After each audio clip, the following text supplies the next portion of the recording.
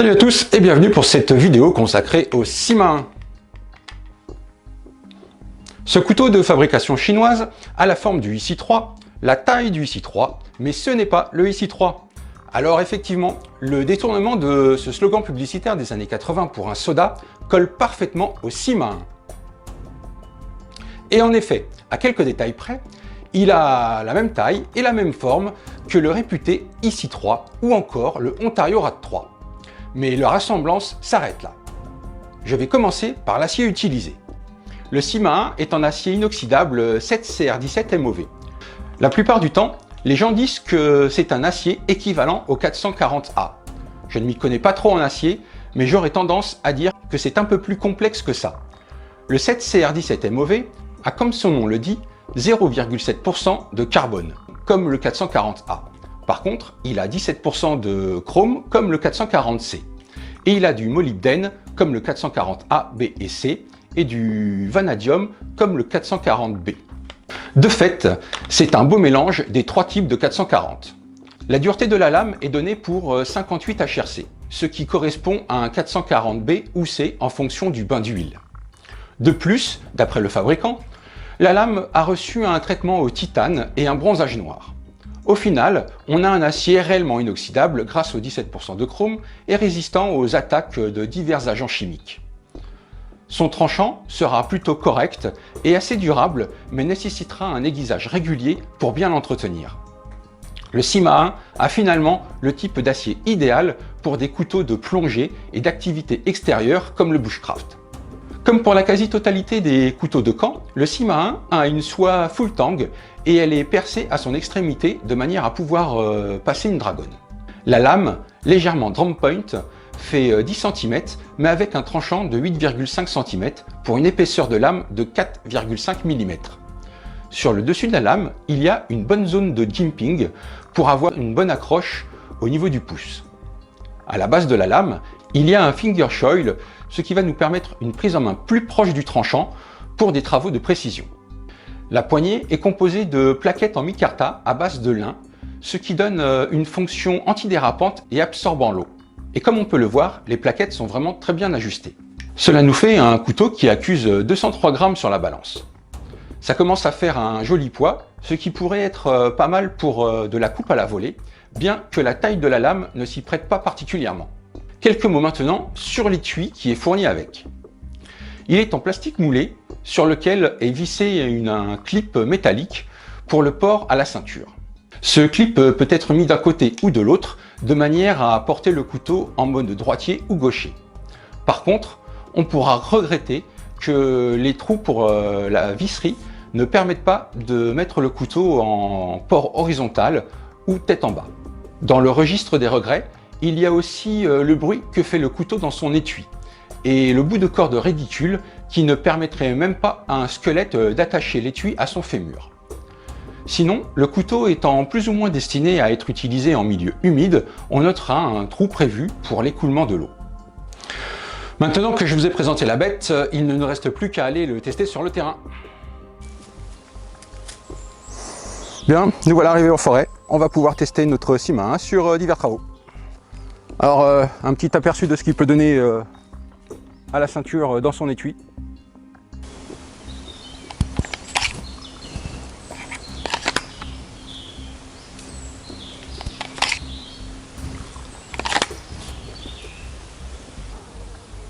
Donc là, on va faire une coupe à plat pour voir ce que ça donne.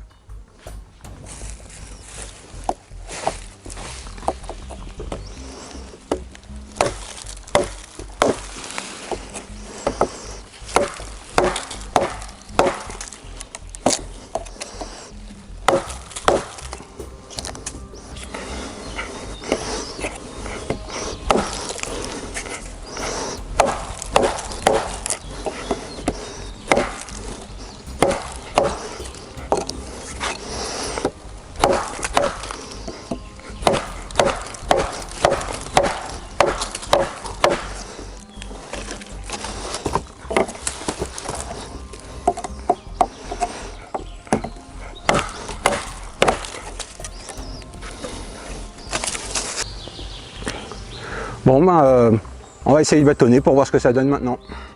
Donc au niveau de la section, on voit que le couteau va quand même être mis à contribution, hein, puisque on est presque à la taille de la lame.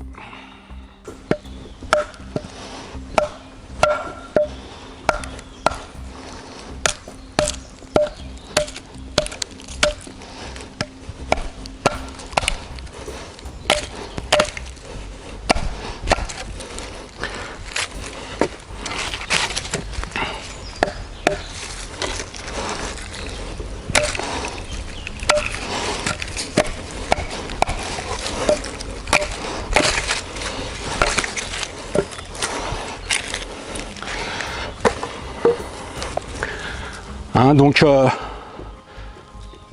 tout se passe bien. On voit que je tape là, sur le bout de la lame, hein, sans craindre grand chose. Le fait que ce soit un full tang, on peut taper aussi sur le cul pour remettre la lame dans le bois quand on en sort un peu, ce qui nous permet d'après de revoir le bout de la lame pour continuer à frapper.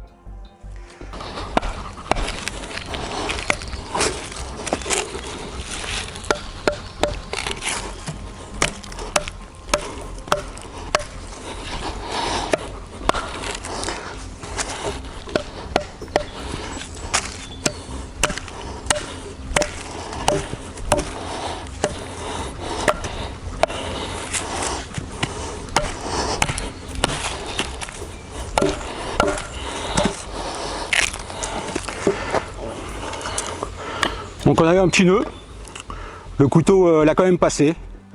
Alors une des limites, hein, qu'on a quand même, c'est la section du couteau, hein. On se rend compte que c'est une petite lame, donc forcément on est limité au niveau des sections de bûche qu'on va prendre. Donc c'est pas, à dire que c'est pas un couteau de camp de manière à faire du gros travail de camp. Mais par contre, pour du dépannage, il est parfait.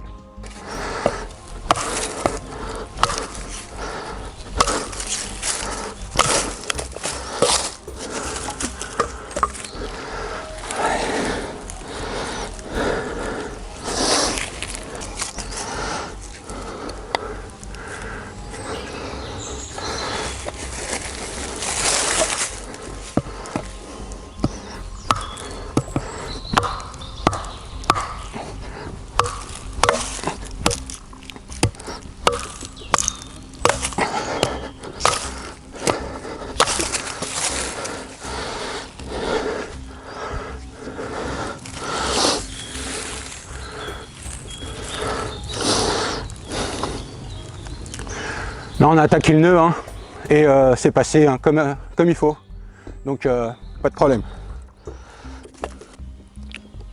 Donc on va faire quelques faiseurs sticks pour voir ce que ça donne.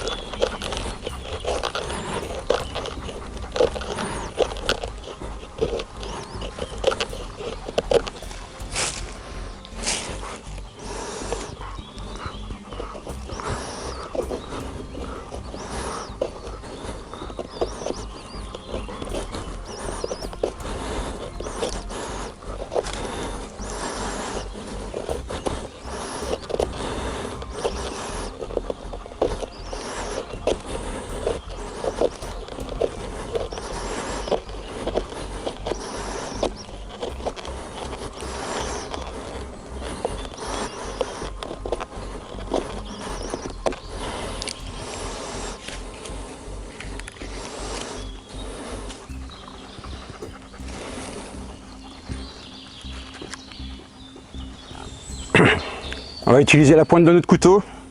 Donc on va essayer de se faire, dire qu'on veut se faire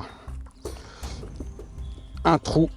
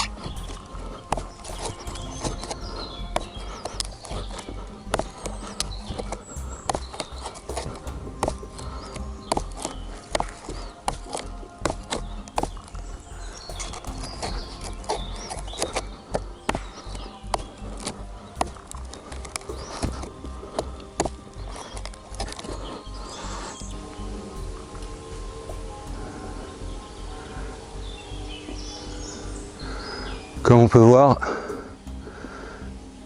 malgré l'effet de l'avoir tapé, hein, donc il est sale, mais j'ai pas d'encoche dans la lame, la pointe est toujours bien, donc tout est nickel.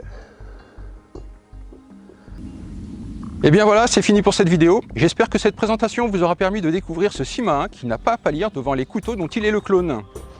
On a au final un très bon couteau que l'on n'aura pas peur d'exploiter à fond puisqu'il ne coûte que 20 € sur le site Gearbest contre les 125 d'un Easy 3 ou les 115 d'un Ontario Rat 3.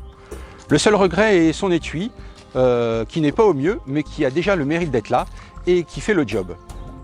Comme d'habitude, n'hésitez pas à laisser un commentaire, à mettre un pouce bleu si la vidéo vous a plu et à vous abonner si ce n'est pas encore fait. Sur ce, je vous dis à plus pour une prochaine vidéo.